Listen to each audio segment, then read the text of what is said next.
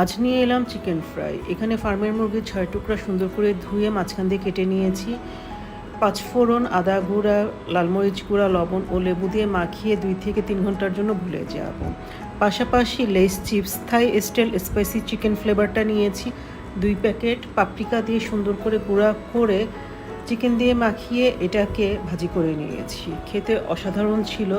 আপনারাও বাসায় একবার ট্রাই করে দেখতে পারেন। আশা করি খারাপ লাগবে না। ধন্যবাদ। প্রথমে সসটা তৈরি করে নিচ্ছি। টক দই, সরিষার গুঁড়ো, টমেটো সস, মেয়োনিজ, চিনি, লবণ, গোলমরিচের গুঁড়ো এবং লেবুর রস দিয়ে ভালো করে ব্লেন্ড করে সসটা আলাদা করে রেখে দিয়ে আমি রেডি পরোটা দিয়ে আজকে চিকেন শর্মা বানাবো। পরোটাটা ভাজি করে নিয়েছি। পাশাপাশি আমি উপরে একটা লেয়ার ডিম দিয়েছি। ডিমটা ভাজি করার জন্য ডিম, গুঁড়ামরিচ ও লবণ দিয়ে সেটাকে ভাজি করে নিব। দেখতেই পাচ্ছেন আমি সিলেটে একবার শর্মা খেয়েছিলাম এভাবে ডিম দিয়ে। চিকেন কিমাটা আগেই করা ছিল, সেটা শুকনো করে আমি ভাজি করে নিলাম এখানে। এখন পরোটার উপরে আমি সব কিছু দিয়ে নিচ্ছি। গাজরের কুচি দিলাম। এখন সসটা দিয়ে দিব। আপনারা চাইলে ফয়েল পেপারে মুড়িয়ে নিতে পারেন। আমি যেহেতু বাসায় করেছি আর ফয়েল পেপার দিয়ে মুড়িয়ে নিইনি। চটপট হয়ে গেল আমার চিকেন শর্মা রেডি পরোটা দিয়ে। অনেক খুঁজে খুঁজে আজকে মুরগি রান্নার মশলাগুলো জোগাড় করেছি। কোন চিপায় চুপায় যে মশলাগুলো এক এক সময় কিনে রেখে দিয়েছিলাম কে জানে। তো সব বের করে গুঁড়া করে নিয়েছি। কিনেছিলাম কাশ্মীরি লাল মরিচ। মরিচের রং দেখে তো প্রচুর ভয় পেয়েছে। আমি ভেবেছি কত না ঝাল হবে, কিন্তু তেমন একটা ঝাল হয়নি। আছে টক দই, কাঠবাদাম, যা দেখে মনে হলো মোগল আমলের রাজা বাদশারা বোধহয় এভাবে খেত। তাদের জন্য বোধহয় স্পেশালভাবে বাবরচিরা এভাবেই রান্না করত। এক মুরগি রান্না করতে গিয়ে কত আয়োজন, অথচ আমরা বাসায় কত সাধারণভাবে রান্না করি। তারপর খেতে খুব ভালো হয়েছিল। চেষ্টা করেছি প্রতিদিন একরকমভাবে না খেয়ে একটু ভিন্ন স্বাদের মুরগি রান্না করতে। উপকরণগুলো আমি লিখে দিব, আপনারা চাইলে একবার বাসায় ট্রাই করে দেখতে পারেন। আশা করি ভালো লাগবে। যেমন আছেন ভালো থাকবেন, প্রিয়জনের সাথে বেশি বেশি সময় কাটাবেন।